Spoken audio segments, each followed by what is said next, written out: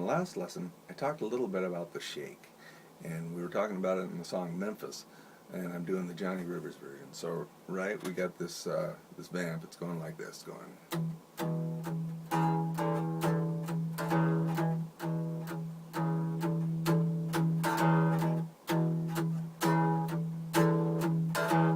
So here, right there at the end, there's this little bit of a,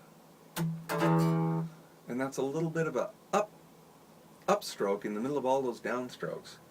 So it sounds like it's really simple, and it is, but to get it to really groove, it takes practice. Doesn't take all that much practice, but once you got it, you got it. You're locked in. So I want to just work on just that bit of it.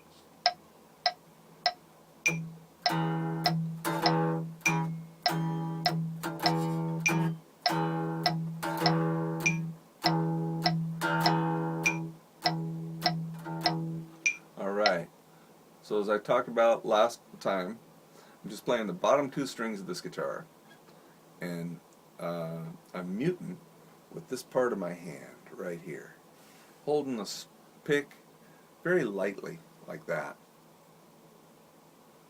To hold the pick, put your hand in a fist shape, slide the pick in right like that, so it's going at a 90 degree angle to your thumb.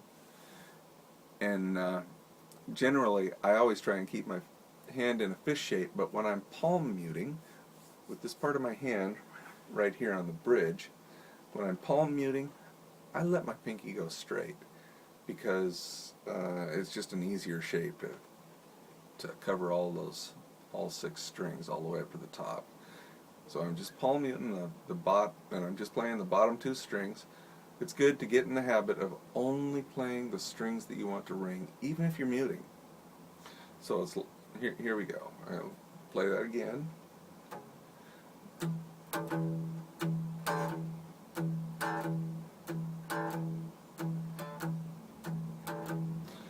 You'll also notice, a lot of guys will go, I'll just try and pick from their fingers. Don't do it. You want to pick from your wrist, or in this case, pick from your wrist, or lately I've been picking all the way from my elbow, believe it or not. Just this little tiny movement. I'm moving my whole arm, but I can get more control that way. Some people say that's bad, some people say that's good. I'm finding it's working for me. You might have to find your own way. I can move from my elbow quicker. I can make my arm move. Counterintuitive, but I can do that quicker than I can do this. I can move it quicker from my elbow than I can from my wrist. So that's the way I've been doing it.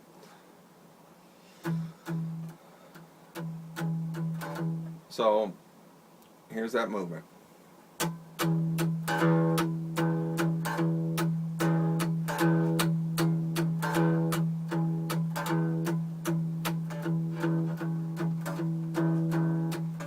See? You can see that my whole arm is involved in this thing, right?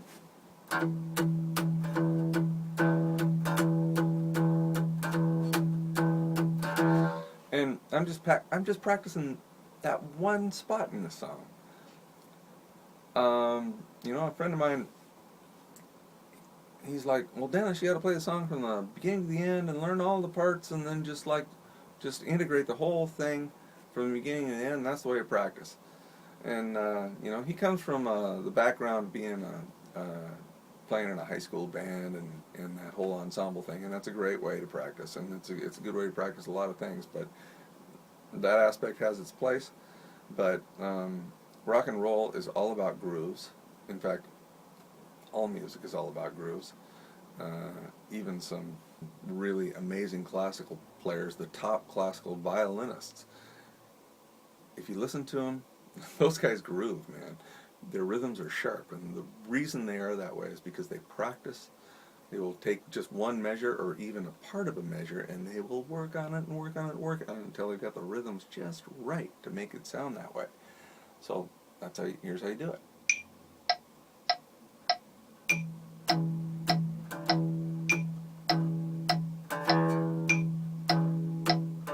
So I'm doing that at 100 BPM. so that I can always make all those downbeats fall on the clicks, right?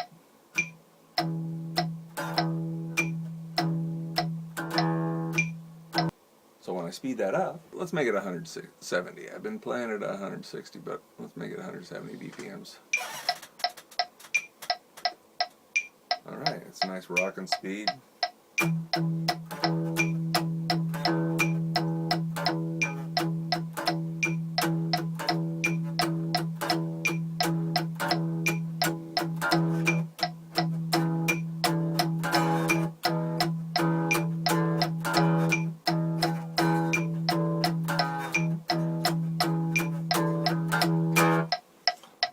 Alright, so get your rhythm all solid like that, and everybody's going to want to play with you. You're going to be the most popular guy in the band. You know, these other guys are going to go.